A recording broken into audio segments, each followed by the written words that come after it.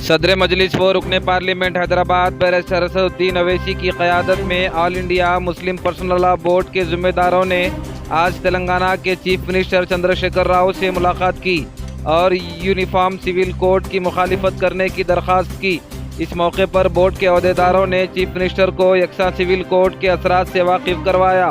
Chief minister से मुलाकात के बाद मीडिया से बातचीत करते हुए सदर मजलिस बैरिस्टर असदुद्दीन अवैसी ने कहा कि हमने तेलंगाना के चीफ मिनिस्टर KCR से मुलाकात की और उनके साथ बीजेपी हुकूमत के ज़रिए तजवीज़ करदा UCC पर तबादिल ख्याल किया।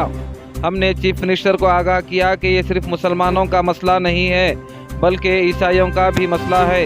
इससे मुल्क की खूबसूरती और सकाफत तबाह हो जाएगी। अगर UCC मुतारिफ कराया जाएगा तो कौम की अक्सरियत ख़त्म हो जाएगी, जो अच्छी बात नहीं। सदर मजलिस बैरिस्टर असदुद्दीन अवैसी ने कहा कि चीफ मिनिस्टर KCR ने हमें यकीन दिलाया है कि वो UCC की मुखालिफत करेंगे। बैरिस्टर अवैसी ने कहा कि आंध्र प्रदेश के chief minister M Jaganmohan Reddy से भी इसकी मुखालिफत करने की अपील करेंगे।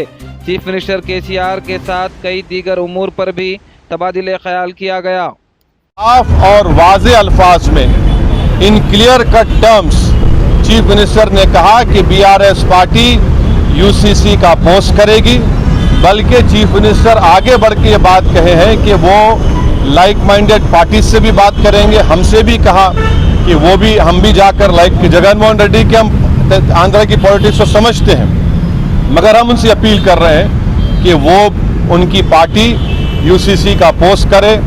जो पार्टी प्लूरलिज्म को मानती है, जो भारत के डाइवर्सिटी को मानती है, जो भारत एक मोज़ाइक है उसको मानती है, तो उनको UCC को अपोज करना है।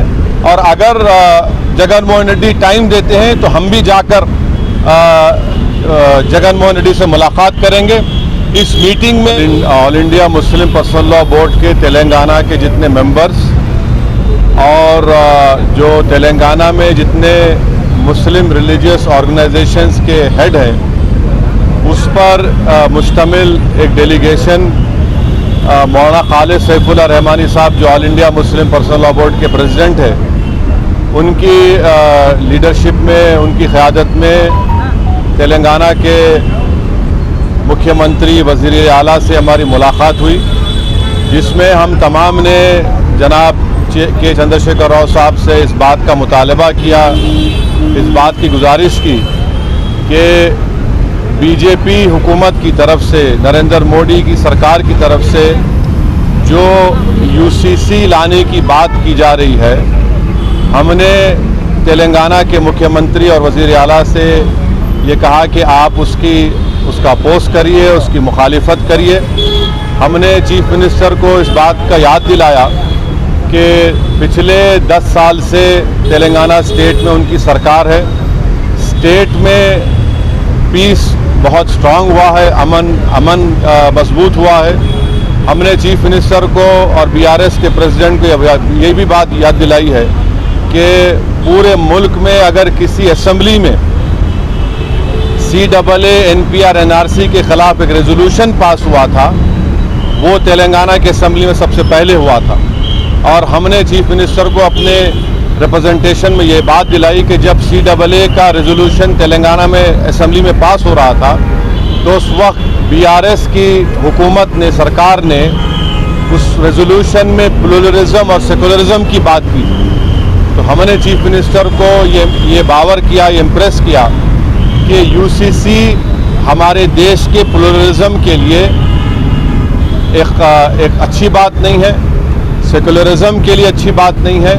हमने चीफ मिनिस्टर से all India Muslim personal law board ने, जो लॉ कमीशन को, जो all India Muslim personal law board ने एक नोट दिया है जो 74 पेजेस पर मुश्तमिल है, उसके इम्पोर्टेंट पॉइंट्स हमारे प्रेसिडेंट मौलाना खालिद सैफुल्लाह रहमानी साहब उनको बताए हैं कि कैसे BJP UCC के नाम पर, वो तेलंगाना के चीफ मिनिस्टर को भी बताया कि सिर्फ ये मुस्लिम माइनॉरिटी का मसला नहीं, ये क्रिश्चियंस का भी मसला है।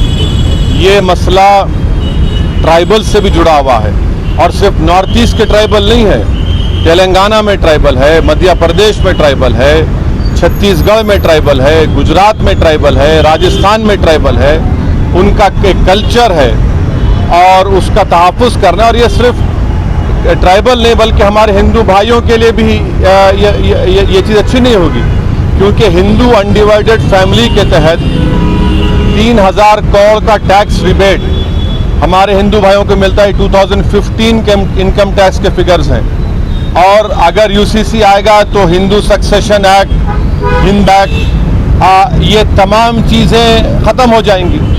तो ये मुल्क के लिए ठीक नहीं है। हमारे मुल्क का प्लुरलिज्म हमारे मुल्क की खूबसूरती है और भारत के प्रधानमंत्री को प्लुरलिज्म से एलर्जी है, वो प्लुरलिज्म को पसंद नहीं करते।